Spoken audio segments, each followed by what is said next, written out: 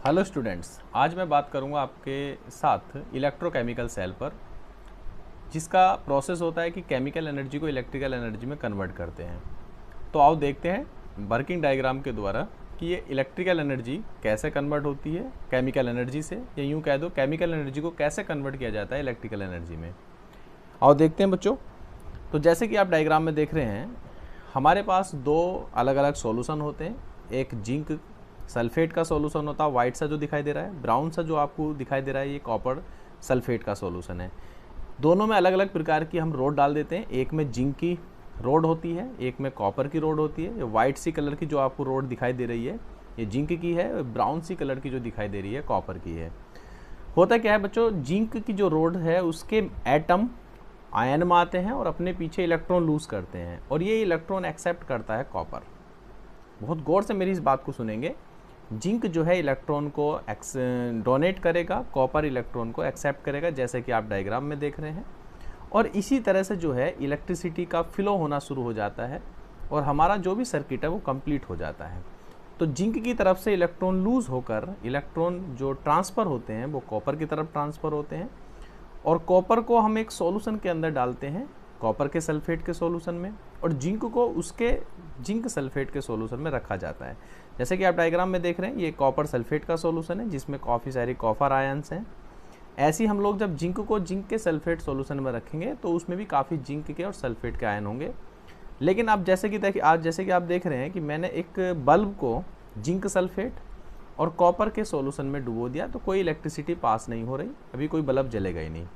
तो फिर मुझे क्या करना पड़ेगा, जो हमारा सॉल्यूशन है जिंक का, उसको जिंक को जिंक सल्फेट के सॉल्यूशन में डालना पड़ेगा। तो जो जैसे कि आप दिखाई दे रहे हैं वाइट वाइट से, ये जिंक अब यहाँ से एटम निकलेगा और अपने इलेक्ट्रॉन को लूज करेगा, और ये इलेक्ट्रॉन जाएगा किसकी तरफ, जो हमारा दूसरा कॉपर का सॉल्यूशन है। लेकिन इसमें ज़्यादा देर तक ऐसा सेल चलेगा नहीं, तो फिर इसमें हमें क्या लगाना पड़ता है, एक इलेक्ट्रोड लगाना पड़ेगा। जैसे कि ब्राउन कलर की मैंने एक पत्ती लगा दी। अब इलेक्ट्रॉन ट्रांसफ़र होगा जिंक की तरफ से, कॉपर इसे एक्सेप्ट करेगा और जैसे कि आप देख रहे हैं बल्ब ग्लो कर जाएगा। तो इस प्रकार से देखो, ध्यान से आप देखो, जिंक इलेक्ट्रोड से हट रहा है, कॉपर इलेक्ट्रोड पर डिपॉजिट हो रहा है। एक तरफ से इलेक्ट्रॉन लूज हो रहे हैं, यहाँ से जिंक की तरफ से इलेक्ट्रॉन लूज हो रहे हैं बच्चों, और ये इलेक्ट्रॉन जो है ट्रांसफ़र हो रहे हैं कॉपर की तरफ से। अब दिक्कत क्या होती है कि ये सेल ज़्यादा देर तक काम नहीं करता इस तरह से। इसका मतलब इन दोनों सेलों में जो हमारे आयंस हैं वो अनबैलेंस्ड हो जाते हैं। जैसे कि आप देख रहे हैं एक तरफ वाइट आयंस ज़्यादा हो गए इधर की तरफ, ये जिंक के आयन, और उधर SO4 के ज़्यादा हो गए माइनस के। तो इन्हें बैलेंस करने के लिए एक हम यू टाइप एक ग्लास की ट्यूब लगाते हैं जिसे हम कहते हैं सॉल्ट ब्रिज।